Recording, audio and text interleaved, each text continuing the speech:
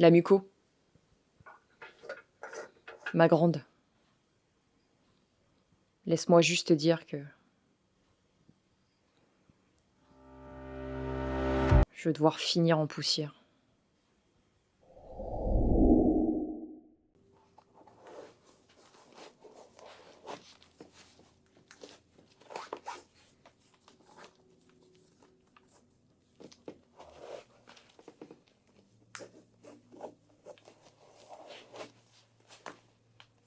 J'ai toujours détesté courir.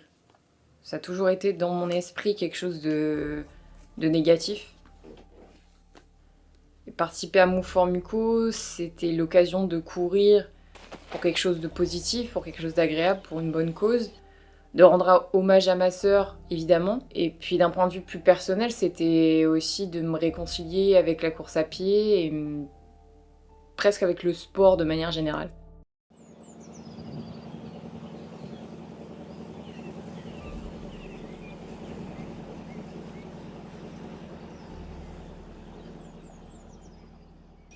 J'avais vraiment tout planifié, je m'étais fait des plans d'entraînement, je m'étais dit voilà, que j'allais faire 2 fois 7 km par semaine. J'avais trouvé des itinéraires pour changer de parcours, j'avais écrit la trame du film, j'avais vraiment anticipé la chose, sauf que mon genou n'était pas forcément d'accord.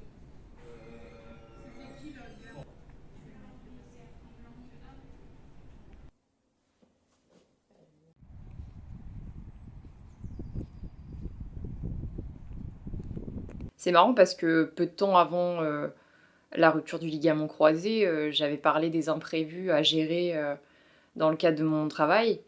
Et là, j'étais vraiment en plein dedans, quoi. Donc il a fallu que je rebondisse assez vite et que je trouve des solutions assez vite pour pouvoir faire ces 42 km. En fait, voilà, alors attends, je vais ouvrir une autre page. Pédalier à main. Pédalier à main. Parce que du coup, tac, je vais essayer de faire ça, mais ça ne sert à rien en fait.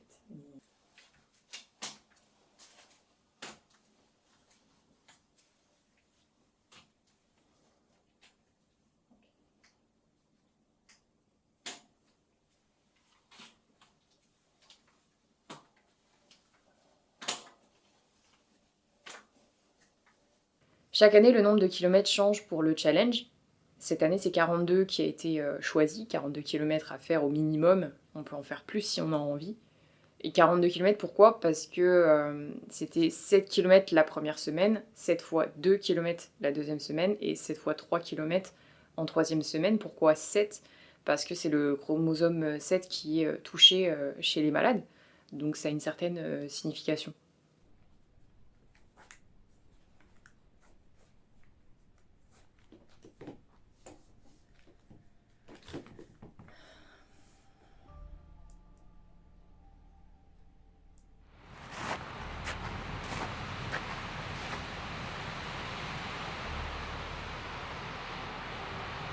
Au début du challenge, j'essaie de calculer un peu combien de kilomètres je dois faire par jour pour atteindre les 42 km à la fin. J'arrive au chiffre de 2, donc 2 km par jour, je me dis que c'est faisable. Même en béquille, je me dis que je peux y arriver, 2 km c'est rien. Donc le premier jour, je pars faire mes 2 km, sauf que je sens que... Déjà dès le matin, je sens que ma jambe elle est pas trop d'accord avec cette idée-là. Et en fait, dès la première sortie, je fais qu'un seul kilomètre, parce que déjà au bout de 500 mètres, j'ai mal au genou. À ce moment-là, je prends quand même un coup sur la tête parce que je me dis, si je prends déjà du retard sur le premier jour, je vais accumuler du retard comme ça pendant toute une semaine et je vais jamais réussir à faire les 42 km en fait. Donc quand je rentre, je suis vraiment dépitée et je me dis, mais en fait, je vais pas y arriver.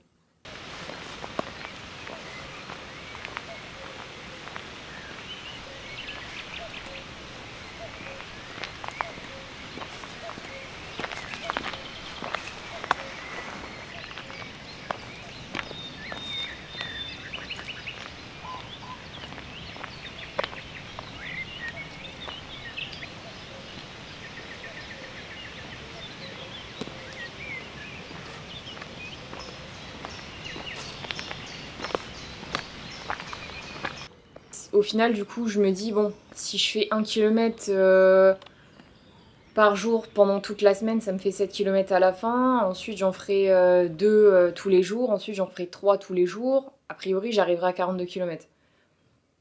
Du coup, pendant toute la première semaine, je marche 1 km par jour.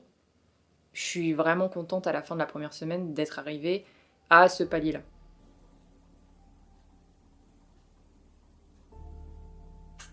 Voilà. Donc ça, c'est ma page. Voilà. Et puis, j'aime bien comme ça aller voir les pages des autres équipes et des autres personnes qui participent au défi. Il y en a qui ont vraiment fait des trucs, genre ils ont planifié des parcours et tout, et il y en a qui vont comme ça à l'instinct comme moi. Et bon, il y a plein de choses différentes, et il y a des équipes, il y a des gens qui vont solo, et il y a pas mal de pages aussi dans lesquelles on voit pour un tel, enfin voilà, les gens courent pour quelqu'un de leur entourage, mais t'as aussi ce sentiment qu'on court aussi pour tous les autres en fait, qu'on court pour une personne en particulier, mais aussi pour toutes les personnes qui vivent la même chose que nous, et moi ça me réconforte un peu de voir qu'on n'est pas tout seul en fait.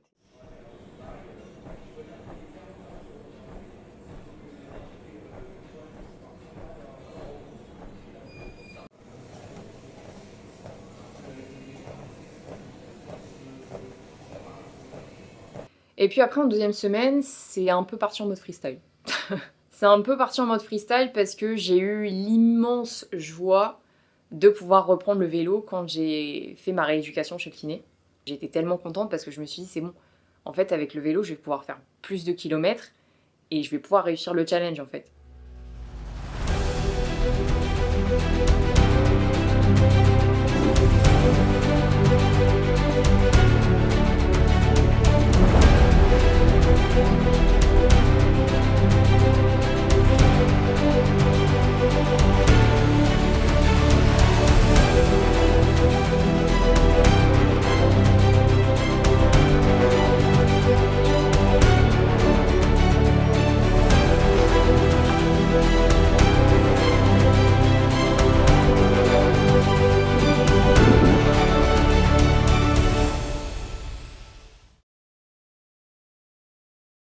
Faut pas oublier que Move for Muco, l'objectif c'est aussi de récolter de l'argent, pour l'association. Au moment où il me reste 3 jours dans le challenge, il me reste que 8 € à récolter et je me dis, putain, c'est quand même dommage d'échouer si près du but, quoi.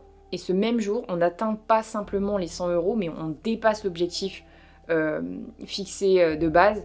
On atteint les 115 € et là je suis vraiment hyper contente. Je crois que je suis encore plus contente d'avoir atteint cet objectif-là que d'avoir atteint les 42 km parce que c'est ça qui reste au final et c'est ça qui va faire avancer la recherche. Donc je remercie infiniment Nathalie Dubois, Laurence Humel, Charles Jombard, Constance Rouanet. Je remercie infiniment de votre générosité.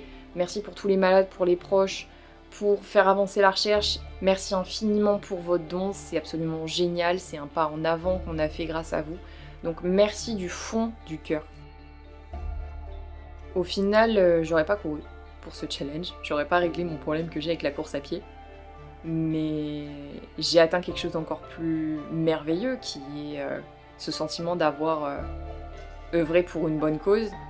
Et j'espère que d'avoir mis en avant ce challenge, d'avoir mis en avant l'association grâce à mon parcours et grâce au film, ça fera avancer les choses et j'espère qu'un jour on arrivera à détruire la muco pour de bon.